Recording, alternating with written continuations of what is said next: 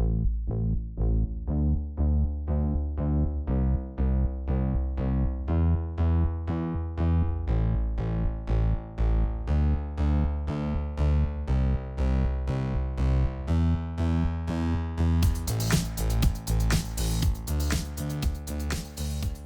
afternoon and welcome back to NFTs Live. We are very excited to be interviewing Shib and Marco here from the BlockGems team this afternoon. At BlockGems, they're building tools that can help predict floor prices for projects before they launch, using social metrics to assess the product's organic Discord growth, overall word of mouth on Twitter, and more. I've seen some advanced previews of how they use their Discord follower metrics, Twitter engagement metrics, and curated influencer following to help in these predictions. And as a trader, this is some of the best info and analytics you could ask for in guiding your minting decisions. And I'm really excited to dive into it on the show here today. Shib and Marco, welcome to the show. Thank you for having me. Awesome. Well, we're glad to have you here. Really excited to get into the product, but kind of as always, when I do interviews, I want to learn a little bit more about our guests' backgrounds. So I'd love if we could start with just a few minutes on each of your backgrounds and kind of how you got into the NFT space. For sure. Marco, you want to go first? Sure. So I'm Marco, and I bought my first NFT in November 2020 when the hype was all around Nifty Gateway and the art NFTs that were sold there, and they are sold there. And later, of course, I transitioned into PFPs, more complex projects and all that. And I started uploading my first video on YouTube about NFTs in January 2021, and January 2021, and I continued ever since. And then a few months ago is when I met Shib guy, and we decided to hop on this journey. So maybe with that, Shib, you want to take it over? Yeah, for sure, definitely. Yeah, so originally I own a digital marketing agency that does like search engine optimization. It's like, helping people show up on Google and stuff like that. And I got into the NFT space around like mid 2021, like June, July, around that time, started to pay a little bit more attention as it wasn't really like dying down. Initially, when I first kind of heard about it, I thought it's gonna kind of just like go away. But then since it was around at that time too, I'm like, okay, let me look deeper. So initially just went down the rabbit hole and started to realize that the potential for making profit was, the whole structure is completely different than normal crypto. And it was actually, way better suited for getting in and out compared to crypto, where it's more like, if you could get in early in the bear market and after that, everything's like a lot harder. Whereas NFTs is like, it gives you a lot of chance and all that kind of stuff. So that's kind of like how I started to realize like the base structure, how the whole space is laid out and everything. Started to follow some of the more, influential people in the space at that time, like Pranksy, Beanie. Those guys were pretty early and still making pretty good calls, but also like giving some kind of analysis about their thoughts and stuff. So I started to go down the rabbit hole by following those people. And then that's how I found Marco, because I was actually like trying to backtrack a lot of like, with spreadsheets and stuff like that and see like who's calling which projects when. And I realized like some of the people on YouTube, and there's not a lot. At that time, it was like just one or two people. And one of them was Marco, who again, consistently was getting good calls, and not just in like one meta, but like different ones. Like he was getting calls in land, as well as like some of the PFPs, as well as a few others. So I'm like, what is going on here? So that's how I came to find him, got in his Discord, started to see, what he is going on. And those are the early signs of like BlockGems in terms of like some of the analytics he was using, which now we've built much further on and have, basically got in this entire journey with BlockGems. But that's kind of like a summary of like how I entered the space, how we started finally get into this journey together. No, that's a great story. And Marco, definitely shout out to you, for building the content that Shib then went and found via YouTube. I am curious, he mentioned that your calls were consistently good. Any insights you can share about kind of the process that you followed in early and mid 2021 to help you make those calls, then maybe how that informs some of the work at BlockGems? So back in mid 2021, I I started to research a lot about on-chain stuff, and I also talked about that in the channel. And it wasn't, bear in mind that the space was not as developed as it is today. Sure. We're talking a world where the Bored Apes had just launched. It was just starting to become popular, the idea of minting something. Spreads between primary market and secondary market were gigantic. And so I was making the very first videos about where to find spreads. For instance, for the sandbox, it was typically very good to mint in the primary market and resell on the secondary market, and was at the time, with the right amount of data, it was relatively easy to stay on top of things. And it became increasingly harder. And then during the conversations that we started to have with Shib, one of the biggest problems that we had was like, how is it possible that I have all these Discords open and I'm checking all of them, and I still keep on missing on the good projects that are relevant now, that are upcoming, and yet I don't. I miss them. I miss the whitelist, but I also miss the opportunity to hop in early when they're not already at astronomical prices. And from there, we started to understand the value of social signals and started to build tools specifically for this particular niche, let's say. Got it. And just to level set for our viewers and listeners who are tracking Marco's journey, a snapshot to what the market was like in May, June of 2021. I'm looking at the OpenSea dashboard right now. There was 39,000 active wallets transacting in June of 21. And that's not even unique traders, because people had multiple wallets. And now we're 10x that. So that's just a glimpse into the market. But I love your guys' founding story. I want to get into the product. So maybe can we kind of transition here to a bit of a demo and show us what you guys have been working on? Absolutely, absolutely. So I'm sharing my screen. I don't know if you guys can see it already or what I have to do. Yep, we can see it. Okay, fantastic. So here right now, I am the BlockGems Discord. And in particular, I am in one of the channels that is ruled by one of our bot, Onyx. Now, what this does, it basically looks at answers one simple question. What is that the OGs in the NFT space on Twitter are starting to follow recently? Basically, it's a very simple question, but we started from the idea that OGs, by definition, either they're better traders than we are, or they have access to better type of information.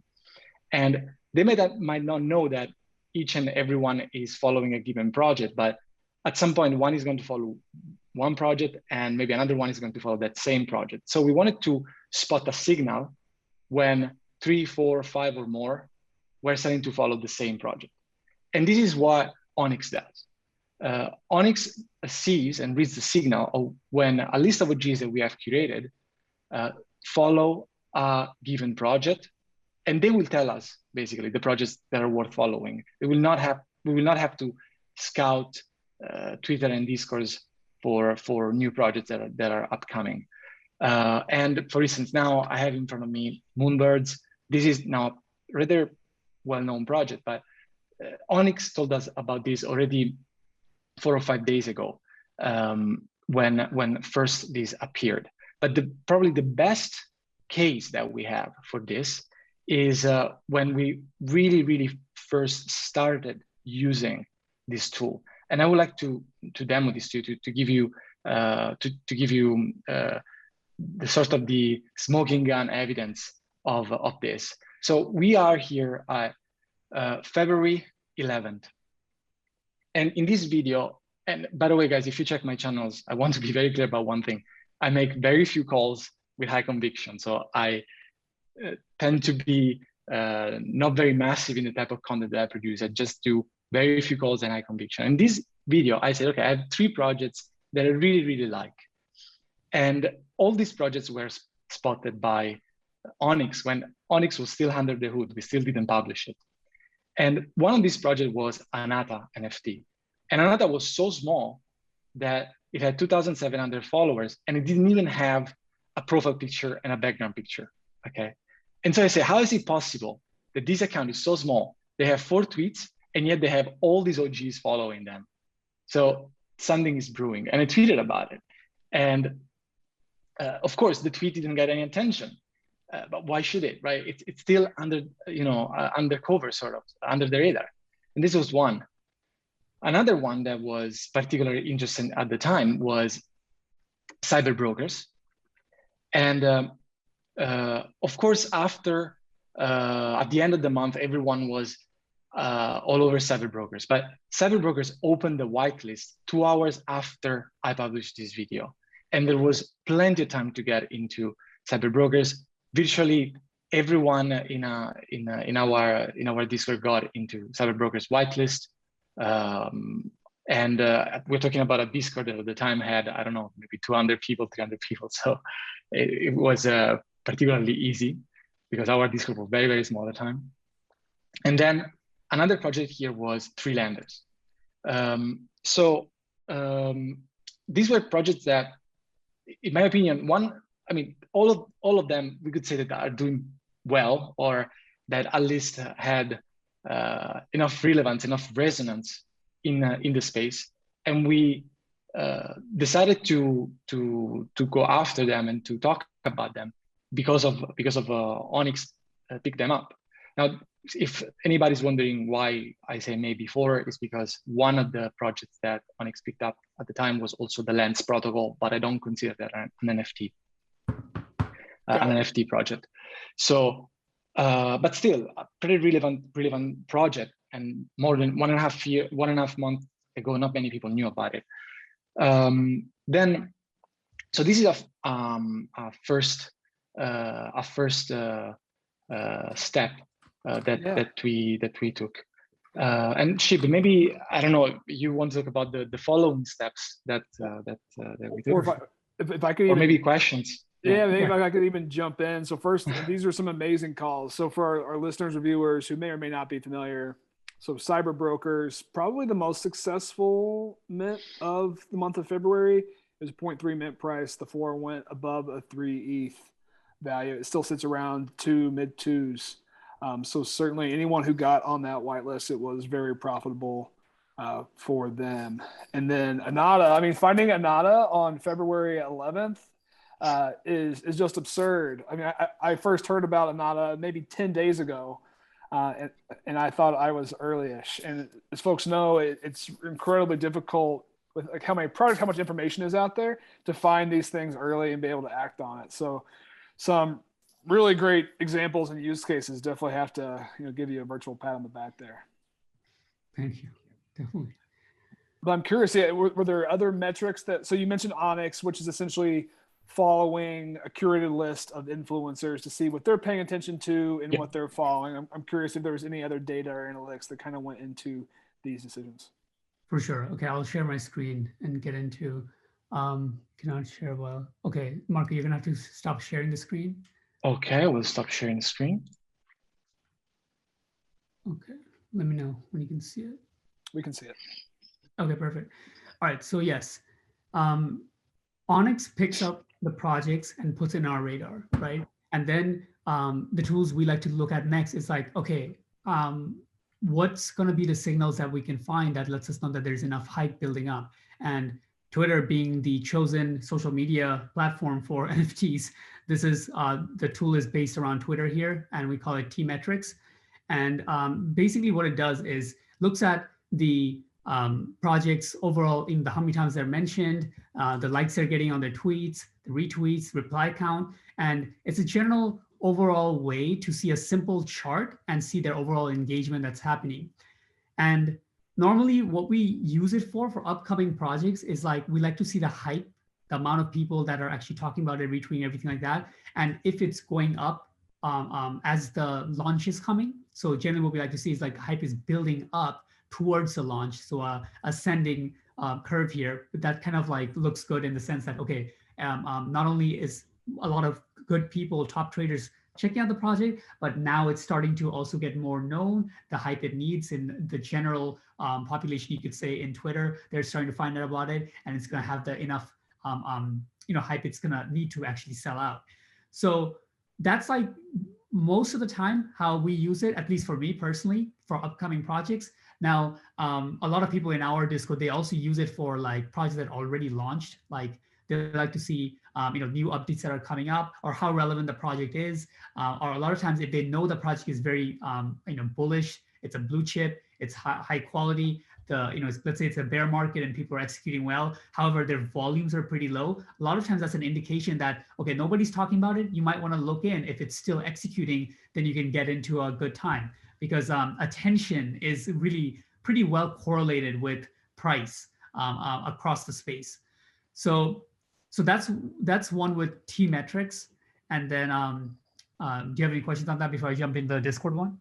Yeah, no, I mean, so one thing that stuck out to me when we first talked, and I got a preview of this, is, I mean, you nailed it. NFT market trades on attention and hype. And something that I talked about in our Discord was, man, I'd love to have an attention meter or a hype meter for different projects. And that's essentially what this is in a lot of ways. And I was thinking about it, before products, but I didn't think about the use case for products that are live, which is actually a really great use case for this as well. Are people talking about these every day? Maybe it's overhyped right now, or actually maybe people not talking about it at all. Maybe, like you said, it is a good time to buy. So the data makes a ton of sense for me. I'm excited to see the next visuals that you're going to show. I got a quick question here. Yeah, sure. So obviously we see like new projects, they launch 200,000 Twitter followers, which is fake to some extent. I know engagement is trickier to fake than just raw followers, but it's not impossible. So what are your thoughts on like a project, like, especially if this dashboard, right, becomes a popular tool in traders' arsenals? How is it possible to like filter out potentially fake engagement? Like, can you scroll down and be like, oh, these are all new accounts retweeting or something like that, maybe down the road? Yeah, that's a really good question. I can take the question. Yeah, I think I can take the question, because already there is one way that we use in a way. So what we notice is that when there are enormous spikes, and then you go and check the Twitter profile, and there's not that big of an announcement, okay? But then all of a sudden, the project has gained a lot more likes and a lot more followers as well. Then that is a signal for us that they're starting to buy fake followers, or they're starting to buy likes. And one thing that I can tell you is that it's pretty hard for a project to have that sustainable for that's something you can do for 1, 2, 3 weeks, but over months, when you're trying to build it, the hype, it becomes increasingly more expensive and increasingly more unsustainable. But spikes in general, spikes that are not related to a real announcement or real improvement, that is something that might give it away. Okay, cool. Along those lines, just one more quick question. Have you thought about metrics around like an engagement ratio? So similar to Brett's point, we know that accounts that have 100,000, 150,000, you would expect to see a certain percentage of likes or reactions or comments to any of their posts at that point.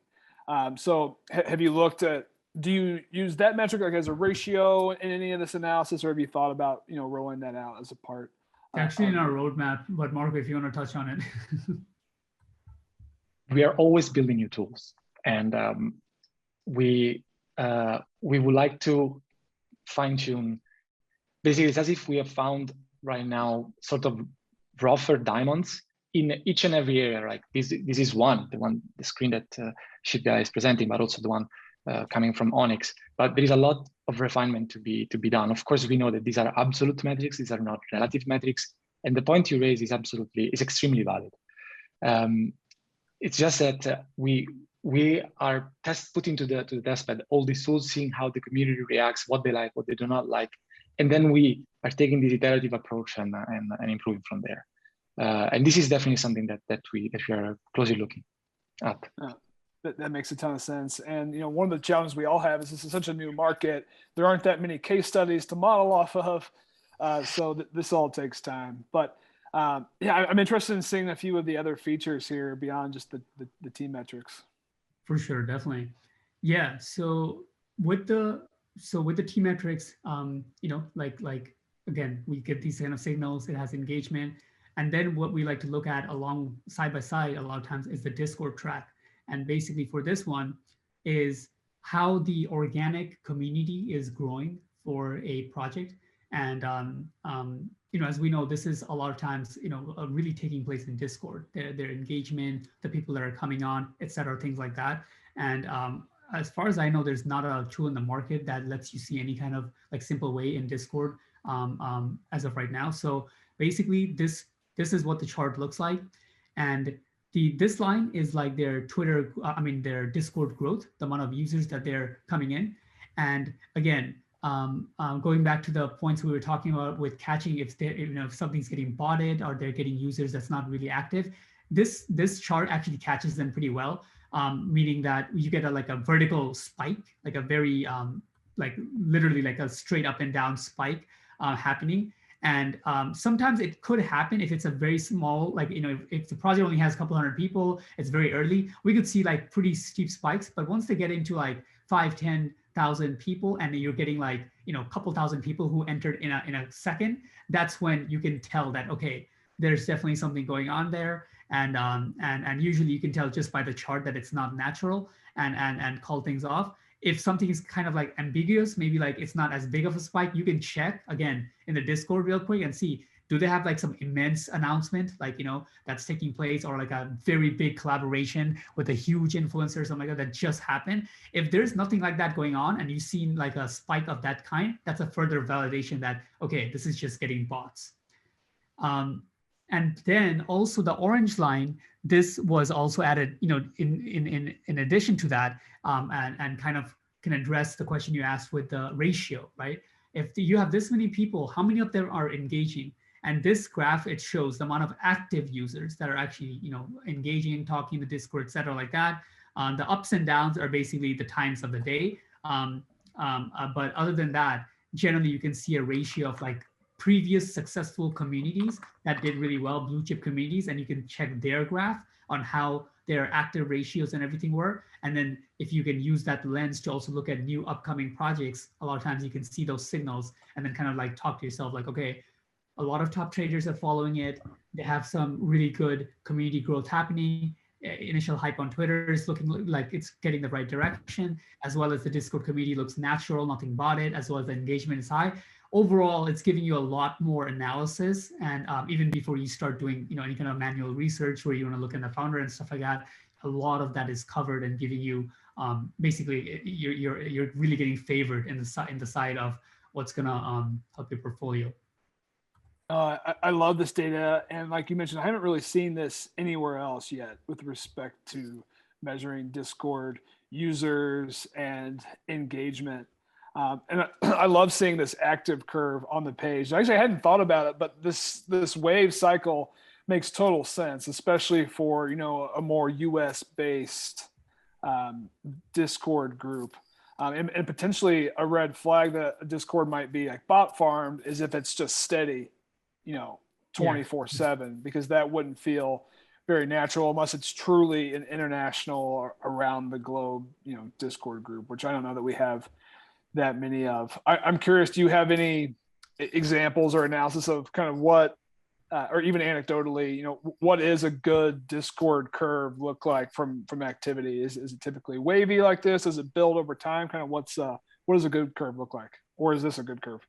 For sure. It is one of the good curves. Like for the age that it has, I would say this is what you would expect. Again, as Shib said, it gets fishy when you have crazy spikes, and there is no reason for that. Another way, like I can tell you what is a bit of a bad curve is when, so this is for instance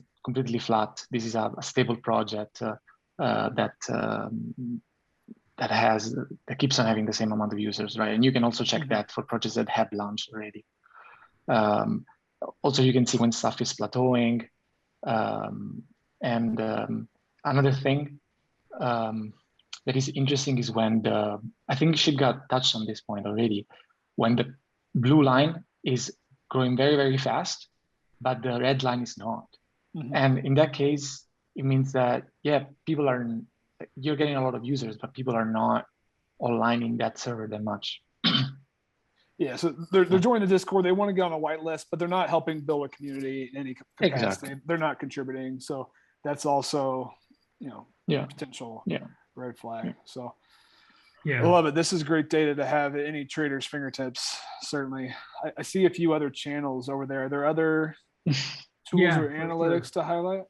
So the next thing is basically what we came down to is like I was saying, okay, OGs are following it. Community looks great, engagement looks good on Twitter, etc. And then what we started to basically get into is like, how can we be like very confident on how a launch will actually go? Meaning down to the point of like, how will we know, will it sell out or not, and things like that. So that's the another powerful tool called Amber. And Marco, I'll let you take over for that one. Okay, I will try to reshare my screen then. Guys, I can't share my screen again. Try again. I just stopped sharing. Okay. Okay, fantastic. All right. Can you guys see my screen? Yep. Okay, fantastic. So this is one completely different approach from the already two that we saw. And I want to start with an anecdote, which was, after all, probably one of also the best test beds for this tool that I'm about to introduce. So it was the beginning of this month. I made this tweet. Before reading the tweet, look how hated this tweet was. I got 2 likes. Nobody listened to what I was saying, okay? And I said, my take is that CyberBrokers, which I said back then was a great project, and I always believe was a great project, will not sell out during the allow list period. Now, if you follow that sellout, it did not sell out during the allow list period. They will move to the wait list, but they will still fall short of, say, 1,000 tokens. Now, the market was proving me wrong. And it was a sort of a paradoxical situation that revealed after sort of 10 hours, 12 hours. People were minting, but they were not minting that fast. And like 24 hours later, the team started to open to the wait list, started to then open to people that just participated to the raffle. And it was this paradoxical situation where you had free money on the table. So you had a mint at 0.35, and the project was already trading at 0.9, 1, and then later we all saw what happened. And then the question was obvious, like, why are people not minting the project? And then the reason why people were not minting the project was that the minters, there was a portion of the minters, a portion of people that entered their allow list that was really low quality. Like there was a portion that was extremely high quality, but there was a portion of their allow list that was really, really low quality. These people literally did not have the money on their wallets to mint. And you might tell me, yes, but maybe they had more funds on other wallets. But if the number is really sufficiently big, then your mint is at risk. And if your project is an allow list only project, then that risk is even increasing even further. And how did we know this, right? How did we know that they had such a poor sort of whitelist composition, this poor allow list composition? Well, as you might know, if you're not super new to the space, what happens is that typically the day before the mint, the project releases a Google sheet where they say, look up if you're in the allow list. It doesn't happen all the times, right? But it happens most of the times, at least in my experience. And so what we do is this: we compile a list of addresses. Now these are random addresses, okay? These are not CyberBrokers related, these are random addresses. And we fill in a mint price that could be for that given project. And then what we do, like, let me demo this real time, like as if, I hope I don't get some demo effect, guys, but what I do is that I run a command in Discord within seconds, okay? Hopefully within seconds, let's see. Should take like 30 seconds. 20, 30 seconds, I don't know. Yeah, 12 seconds this time. You get the wallet balance of each and every address in their whitelist, and you get also the amount of transaction counts. This matters because you want to know how many completely new wallets they have, and if you want to have a breakdown that is, say, more palatable, more easy to read, that's what you get. You say, okay, these are junk wallets because they are below mint amount. These are the amount of wallets that they have sufficient funds. These are the amount of empty wallets, and the colors identify if they are expert based on the amount of transactions that those wallets have performed. If they are noobs, if they are brand new wallets, they have 0 transactions. Now, of course, one wallet does not equal one person. Of course, people move their funds, and I can name at least 10 people that when they have to mint something, they have their Ether spread around 10 wallets. But if you have sufficiently large numbers, then this will start impacting the outcome of a mint. Again, when you have thousands of wallets in a whitelist, what happens is that not everyone amongst those people are the people that have Ether spread around 10 wallets. Some of them, a lot of them, are people that just don't have the money. So it really helps. It really, really helps, and it allowed me to really navigate the means very well. Yeah. So you essentially pulled this visual, this graphic for CyberBrokers, and you saw about a solid 10% or 1,000 members roughly of the allow list probably didn't have funds to cover the 0.35 mint, which is a relatively expensive mint. And then that's what informed your call on Twitter. And then what were the results? Was it close? So I had to progressively update my judgment because the team was taking measures to counter that. Mm-hmm. The CyberBrokers team was allowing more and more people to mint.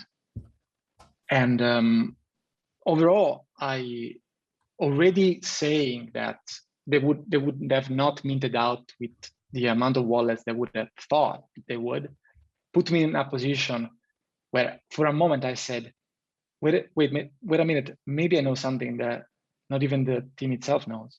And maybe it's just in my head, no? I just want to be very clear. Maybe it's just in my head, but I think I had some information that at the very least 90% of the other people outside of the community didn't know. And this tool has not been released yet. This tool is just we are demoing it to a larger group for the first time here in this show. Awesome. And I'll just touch on a little bit, Marco, with the tool. Like basically, we also seen that, like, if you have, like, say, experts with that label in that chart, it's basically like we've seen that if they do have the money, but they're generally like newer to the space, they don't have a lot of transactions, they're not minting a lot of projects, then there's still a good chance, even if they have the money, they will not mint the project because they're just people who have money, but they don't mint that many projects, right? So that's like the second bar. Third bar that we're putting together now is like number of wallets that have blue chips. Like if they have two or more blue chips, like it doesn't have to be like tier 1, like Bored Apes or something, but even if it's like Cool Cats, stuff like that, if they have like 2 or more of those, we see there's a correlation that like if they're going to be a long-term holder versus just a flipper who's looking to flip this, like, within the same day or same week. So what it's more in, like, it's most important part is to gauge if the mint is going to sell out and let us know how the actual mint will go, but also it can let us know some indications on like, are people, a lot of the people who are in this project, are they like long-term holders, or a lot of them are just like, short-term flippers, and we know how to, play our trades accordingly with how that, how that will basically play out based on the data. So just wanted to add that little part on some of the other stuff that's, on this same tool. No, that's so important, because like, knowing just if a product is going to mint out and what potentially price is going to be at is certainly great information. But then understanding what the cohort of users, of traders who are buying in is even more important. And we're seeing more tools start to, use that type of wallet data. Like Conian uses it right now for like what are Bored Ape wallets buying, on the 24-hour, so to speak. So definitely love that two-way view of looking at the data here. I'm curious. So we've seen some great data and analytics. Is there any projects that you can share right now?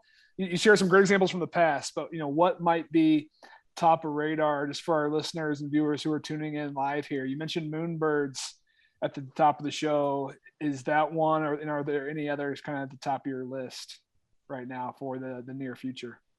For sure, Marco.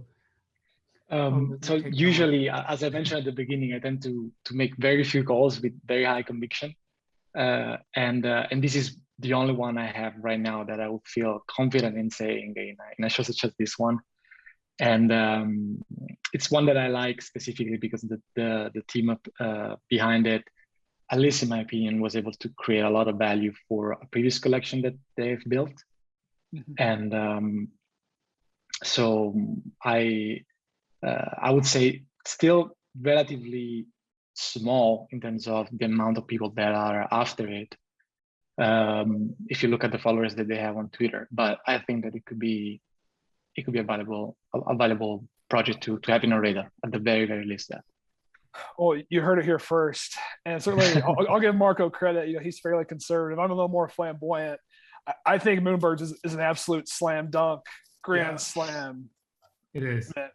I agree. Marco is very conservative. Moonbirds is going to be, I don't want to say one of the big ones, but it has a good chance of being like, at least in the tier 3, tier 2 top PFP projects coming up, just based on their team alone. Some of the best developers in the space. For those who aren't familiar, Brett, go ahead. I'm buying Moonbirds at any price. I think the Dutch auction starts at 2.5 ETH. It's 10K. The track record of the people involved is really good. I would right now, it's not for 3 weeks, so things can change. I'm firing right at the gun right now to get one. And so for our listeners, viewers who may not be familiar, this is Kevin Rose, the Proof XYZ team. The Proof Collective Pass sits at a 40 ETH floor right now. The 55, it ran up 55 today. Wow.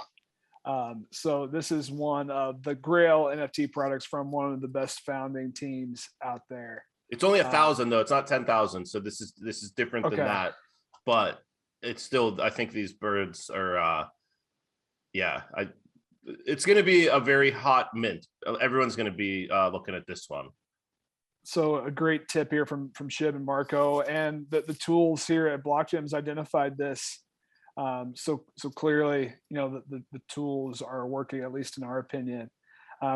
This has been great. I want to hear a little bit from you guys on kind of what's the next steps for BlockGems. Are you guys planning to roll something out to a broader audience, or kind of what's your vision and roadmap right now? For sure. If you want to take this one. Yeah, definitely. Yeah. So like we've been, working on these tools, building these tools. These are already available. If you go in the Discords, the team metrics, the Discord track is already available to the community that's coming in. And we are starting to push the pedal as we are getting our whitelist started very soon and looking to, basically get everything, like more all the information situated in place. I mean, me and Marco have been have like a long list, pages after pages, even on my desk, on all the ideas that we have, what's prioritized. Most of them actually from the community itself, what they want to change, reverse lookups, all these other stuff. So we have a long list of things that we want to build. And yeah, so what we're looking to do next steps would be, getting a whitelist going, as well as looking to head towards launching an NFT project where we're going to have a pretty, hefty roadmap. This is all the stuff we did already before, even when we launched. Once we launched the project, we have some big things on the list, expanding our team by quite a bit and taking things really to the next level. Oh, I love it. I love the vision. We'll be watching that closely. Brett, any other questions on your end for these, for Shib and Marco here? No, looking forward to following y'all's progress. It's a cool project you guys got going on. Thank you. Yeah, this is really exciting. I guess before we close the interview out, where can our listeners and viewers find you? Do you want to share your Twitter or any Discord handles or any websites or anything? For sure, yeah. The best place would be our Discord. So we'll put the link for our main project Discord link. And then if they want to follow me and Marco, we'll put our Twitter and YouTube channel as well, especially Marco's YouTube channel, where it's like a lot of the good calls without much fluff. Like it's just calls after calls after calls since like January of 2021. So I think that'll be interesting for the people to see as well.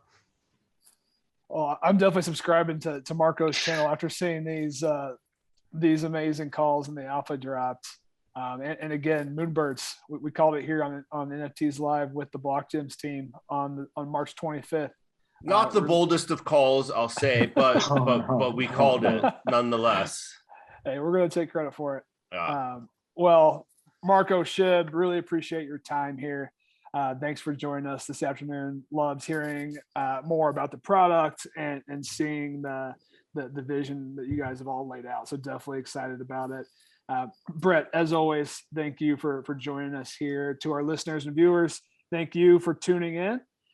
We will not be back next Friday. I'm actually doing a family vacation. We'll be back that April 8th, the second Friday of April for our standard show.